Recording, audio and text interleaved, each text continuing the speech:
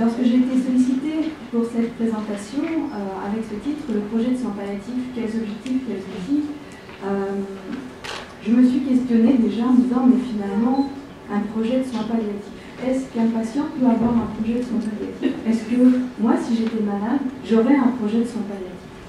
Alors je me suis dit, mais comment je vais aborder cette question? Je vois que j'achoppe sur ce mot projet. Je vous propose du coup, peut-être, dans un premier temps, de faire une approche anthropologique du projet. Ça ne va pas être trop long, j'espère. Ensuite, nous verrons le PPS, c'est quoi? C'est un type de réflexion qui m'a été soumise, donc j'ai été enquêtée. Enfin, nous viendrons sur les soins palliatifs, quel pourrait être le projet, quels sont les objectifs, avec quels outils. Et enfin, je conclurai. Alors déjà, la définition du projet. Le projet, c'est ce que l'on se propose d'atteindre, l'idée de quelque chose à faire que l'on présente dans ses grandes lignes. Le risque, cependant, est de vouloir le réduire à la seule dimension de sa réalisation technique. Or, cela correspond déjà à la réalité des services accueillant des risques aujourd'hui. Quelle signification revêt alors le projet pour des professionnels de santé qui s'en emparent, le font subir, pour le patient qui le vit, le subisse? Dans l'anthropologie dans l'analyse anthropologique qu'il a réalisée sur le sujet, Jean-Pierre Boutinet a repéré 4 types de projets. Il y aurait le projet sur l'autre, selon le modèle de la commande sociale, le projet pour l'autre, selon le modèle paternaliste, le projet avec l'autre, selon le modèle participatif, et le projet de l'autre, selon le modèle de l'autonomie. De ces 4 types de projets, Boutinet a ensuite tenté d'élaborer une anthropologie du projet en cherchant à comprendre comment fonctionne le projet dans différents ensembles culturels. Il y aurait donc 4 dimensions constitutives de la figure de projet, relevant de 4 approches scientifiques distinctes, qui sont la nécessité vitale, l'enjeu existentiel, la perspective pragmatique et enfin l'opportunité culturelle. Reste à savoir quelle intention nous mettons dans un projet de soins palliatifs dans un service ayant des risques. Comment le définirions-nous? Un projet sur, pour, avec ou de l'autre? Quelle place est-il possible de lui accorder? Dans quelle approche scientifique on se situe finalement? Vital, existentiel, pragmatique? N'y aurait-il pas une rupture paradigmatique entre 2 aspects de prise en charge au sein d'un même service? C'est-à-dire, le mot paradigmatique fait un peu peur, c'est-à-dire entre un projet pour le patient dans une nécessité vitale d'un côté, et le projet avec le patient dont l'enjeu est devenu existentiel de l'autre. Cela est-il conciliable? Donc la piste de réflexion qui m'a été soumise, c'est le PPS. J'ai alors enquêté. Le PPS, c'est quoi? Le PPS, ça peut être un projet, un parcours, un plan, et enfin un programme personnalisé de soins. Selon l'ACA, le programme personnalisé de soins, c'est une description du traitement particulier proposé à chaque patient. Le plan personnalisé de soins, lui, il est établi lors de RCP. Il permet de formaliser la proposition de prise en charge thérapeutique du patient. À la suite de cette réunion, le médecin en charge du patient le reçoit lors d'une consultation d'annonce et lui explique les caractéristiques de sa maladie, les traitements proposés, les bénéfices attendus. Le patient donne ensuite son accord et reçoit son plan personnalisé de soins. C'est un document qui reprend les dates des différents traitements, leur durée, ainsi que les coordonnées des différents membres de l'équipe soignante ou association d'aide ou d'accompagnement. Le PPS peut bien sûr évoluer. Il constitue une des conditions transversales de qualité obligatoire dans le cadre du dispositif d'autorisation des établissements de santé pour la pratique de la cancérologie. La reprise de mots comme projet, parcours, plan, programme personnalisé de soins nous indique clairement dans quel type de projet nous sommes. Un projet pensé pour l'autre dans un modèle de type paternaliste. Donc un modèle pensé à la place du patient et non avec celui-ci. Il semble alors peut-être paradoxal de vouloir s'en inspirer. Revenons aux soins palliatifs. La définition de l'ASPAF que tout le monde connaît. Les soins palliatifs sont des soins actifs délivrés dans une approche globale de la personne atteinte d'une maladie grave, évolutive ou terminale. L'objectif des soins palliatifs est de soulager les douleurs physiques et les autres symptômes, mais aussi de prendre en compte la souffrance psychologique, sociale et existentielle. Il s'adresse au malade en tant que personne, à sa famille et ses proches, à domicile ou en institution. Les soins palliatifs se situent donc dans une approche existentielle. Le projet peut être alors pensé avec eux, ou encore être son projet. toute la complexité, là, est de savoir, dans un service accueillant des listes, le rapport que peut entretenir les soignants avec la mort, qui permettra tantôt d'orienter ce projet vers un modèle avec le patient dans un modèle participatif, ou être le projet de ce patient dans un modèle de l'autonomie. Cependant, en réfléchissant plus avant, il paraît quand même difficilement envisageable dans une institution hospitalière telle qu'elle est pensée de nos jours, d'être sur le projet du patient, le projet de l'autre, dans le modèle de l'autonomie. Pour deux raisons. La première, c'est que le risque de désorganisation du système est important. En effet, l'hôpital, aujourd'hui, a une conception très taylorienne du travail et est dans un mouvement de rationalisation à outrance du fait de la T2A. Mais aussi, simplement du fait que dans un hôpital, ce sont des patients, des médecins, des infirmières, enfin des professionnels de santé, et d'emblée, nous sommes dans un travail collaboratif. Donc, dans le contexte des services ayant des listes, le projet du patient évolue d'un modèle paternaliste, pensé pour le patient, comme nous l'avons vu avec le PPS, à un modèle participatif, c'est-à-dire à un modèle pensé avec le patient. Il est intéressant ici de souligner qu'il existe une différence. J'ai tout sauté.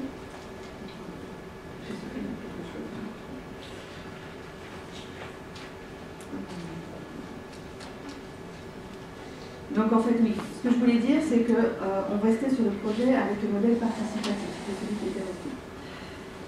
Donc on passe du projet pensé par le patient avec le projet pensé avec le patient, et donc on a vraiment une rupture dans le modèle de pensée, ce qui demande un effort très particulier et vraiment un changement de modèle qui n'est pas du tout évident à faire dans le cadre des lignes identifiées de palliatif. Donc ce n'est pas juste l'acte qui change, mais c'est aussi le modèle de pensée. Et donc ce changement de modèle, de rupture du modèle paternaliste au modèle participatif, là, il permet peut-être de noter une différence fondamentale de regard qui peut être portée entre les médecins et les infirmiers sur les patients. Les médecins des services qui sont centrés sur une pathologie liée à l'organe d'un patient, dans les services, il y a vraiment une spécialité médicale, et les infirmières qui sont centrées sur le patient dont l'organe est touché par une pathologie. Donc là, on voit déjà qu'il y a aussi une modification du modèle. Ce n'est pas tout à fait la même approche de modèle. Alors faisons un petit détour par la sociologie et Bourdieu, qui nous explique bien que finalement, il existe dans nos organisations sociales, dont l'institution hospitalière, des modèles dominants-dominés. Dans l'institution hospitalière, le modèle dominant, c'est la médecine. La médecine est le modèle dominant, c'est pas l'administration par exemple, c'est vraiment la médecine qui est le modèle dominant, même si tout le monde essaie de circuler. Et donc, dans ces deux modèles dominants, il existe aussi forcément des sous-modèles dominants-dominés. Eh bien, en face, effectivement, la figure prenante de ce modèle dominant au sein de la médecine, c'est bien la figure du médecin. Et les autres professionnels de santé qui sont quand même sur une figure dominée. Peut-être, si on regarde la journée d'aujourd'hui, je fais un petit clin d'œil, mais c'est vrai que c'est beaucoup de médecins qui présentent. Mais merci de nous avoir laissé la parole aujourd'hui. C'est une réalité de fait. Voilà, c'est pas. Ça peut être peut-être agressif, mais c'est la réalité. Donc, changement de modèle difficile, rupture de pensée, d'un projet pensé pour le patient à un projet pensé avec le patient. Et là, du coup, on voit que peut-être dans ce changement de modèle, peut-être qu'il pourrait y avoir une inversion des rôles dominant-dominé. Alors là, c'est aussi caricatural, parce que bien sûr qu'on ne peut pas inverser complètement les rôles, mais peut-être un rééquilibrage des rôles. Le projet n'est donc pas une simple idée jetée en l'air. Il suppose d'être décrit et planifié dans un modèle participatif. Il faut que le ou les objectifs du projet soient clairement définis et bien compris par les parties prenantes, patients et soignants. Quel est alors l'objectif d'un projet participatif? Qu'est-ce que nous voulons atteindre? Qu'est-ce que le patient va atteindre? Sous-entendant alors une obligation peut-être de résultat. Alors, les objectifs. Les objectifs, la circulaire de 2008 nous rappelle que finalement, elle répond à cette question en nous disant que les soins palliatifs ont pour but de préserver la meilleure qualité de vie possible jusqu'à la mort.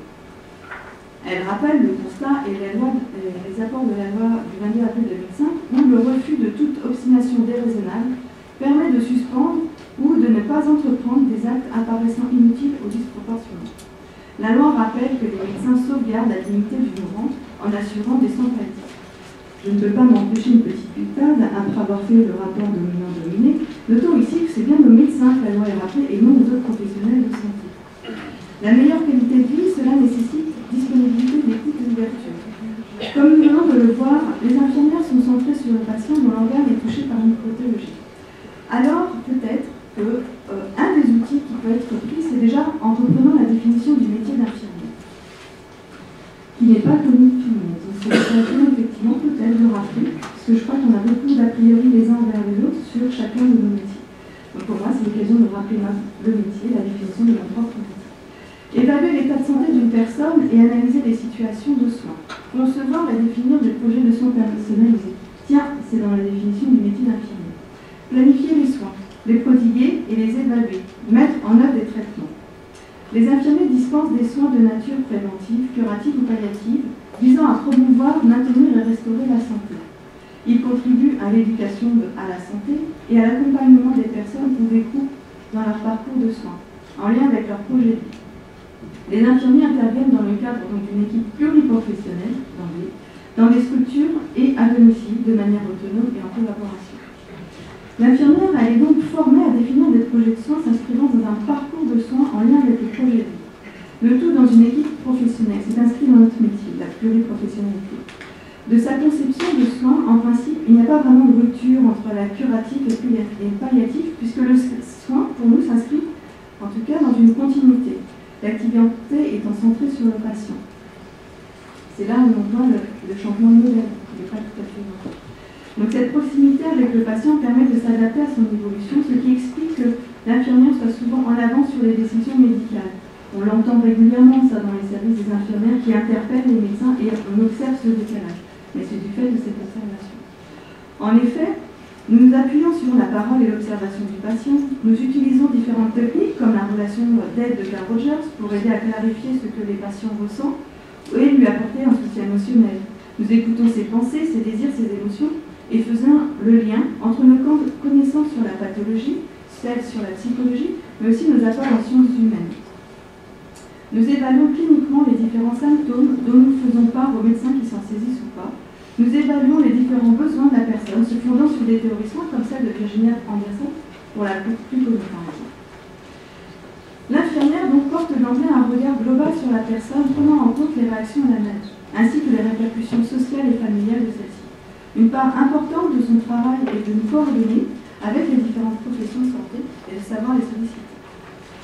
Une autre façon de répondre à cette question est de ne pas rester centré sur l'infirmière, puisque là c'est vraiment la pluridisciplinarité qui est importante, et donc l'interdisciplinarité.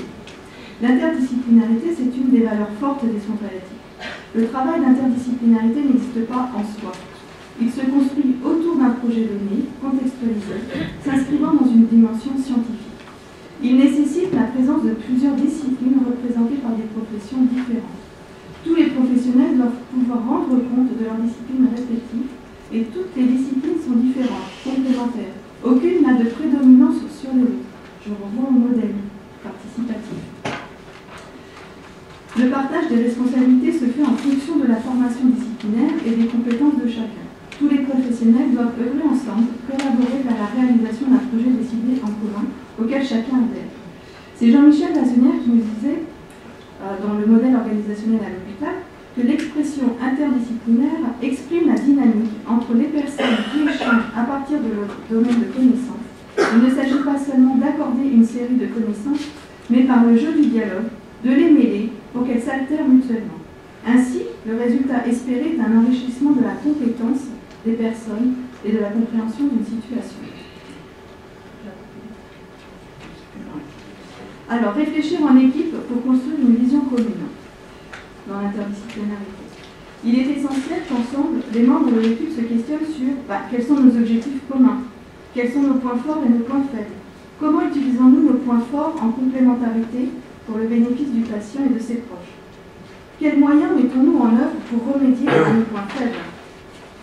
Connaître les rôles spécifiques et les rôles mutuels. Pour cela, il est nécessaire que les rôles soient clairement définis et répartis au sein de l'équipe. Les modalités de prise de décision et de résolution de problèmes soient explicites et connues de chacun. Chaque membre de l'équipe puisse différencier ce qu'il peut faire, dans sa zone de compétence, de ce qu'il doit faire, déterminer en équipe selon les situations et les objectifs de soins prioritaires. Enfin, Tenter d'utiliser un langage commun. Et là, c'est Saunders qui nous explique qu'il n'y a pas de règle pour les réunions interdisciplinaires efficaces. On doit y apprendre le juste langage de la communication.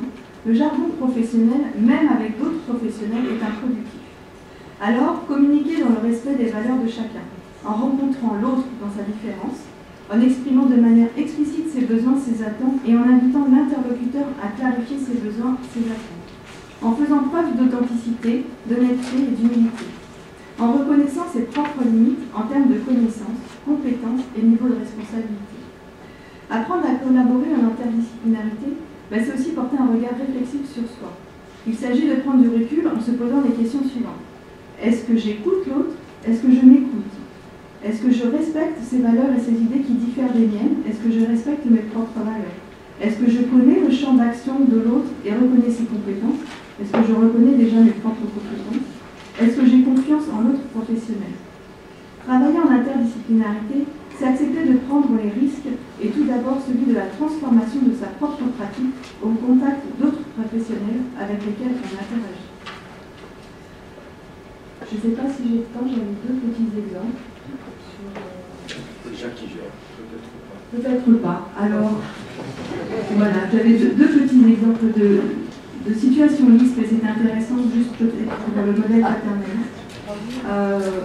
J'ai été quand même surprise de voir qu'un médecin référendiste interdisait, et ça arrive encore parfois, l'accès à un patient de l'équipe mobile de soins palliatifs. C'est pas chose.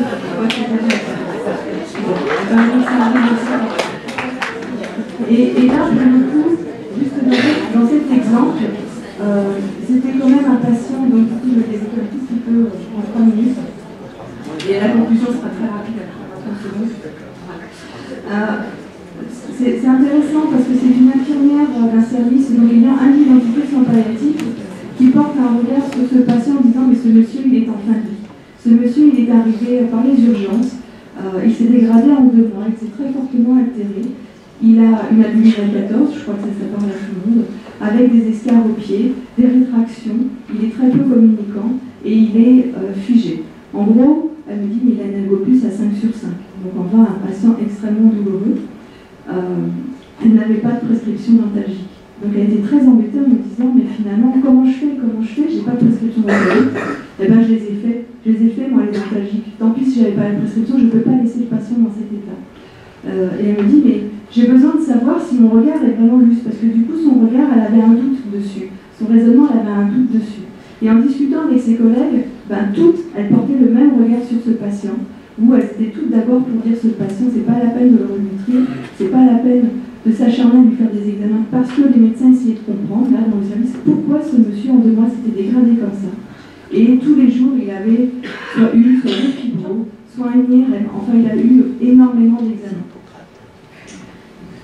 Je lui dis, mais peut-être que tu peux appeler le médecin en référendiste pour savoir si on peut intervenir. Elle dit, mais c'est bien là le problème, c'est que c'est ce médecin qui prend en charge ce patient. Donc là, c'est très compliqué et c'est une situation extrême, c'est pas la réalité des risques pour tout le temps. Mais ça interpelle sur la difficulté de la mise en place des risques. Et on lui demande de poser une sonde nasogastrique à ce monsieur. Bon, elle se dit qu'il n'y a pas beaucoup de sens. Même la diététicienne avec qui on avait discuté, elle a dit que ça n'avait pas tellement de sens. Quand elle va voir le patient, il est en train de faire des pauses respiratoires. Donc elle vient voir ce médecin référendiste en disant mais il fait des pauses respiratoires, qu'est-ce que je fais? Tu le mets sous oxygène. Bon d'accord, mais après qu'est-ce que je fais? Tu lui poses la sonde nasogastrique. Donc elle dit non, je ne peux pas faire ça. Si je suis le médecin, tu peux faire ça. Enfin, tu dois faire ça, c'est une prescription que tu dois faire. Oui, elle a le droit de se rétracter, elle ne l'a pas fait. Mais voilà, c'est des situations extrêmes qu'on peut rencontrer parfois. Voilà. Et c'est vrai que j'aurais pu commencer avec un autre exemple qui est plus sympa.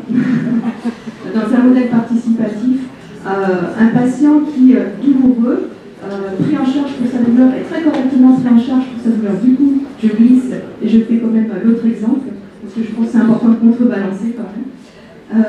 Un patient donc très douloureux. Et là, les infirmiers me disent on ne comprend pas, les antalgiques sont mis en place, on lui fait des interventions prescrites, il a une ergopus à 0 sur 5, donc de notre regard, il n'est pas douloureux. Le médecin dit la même chose.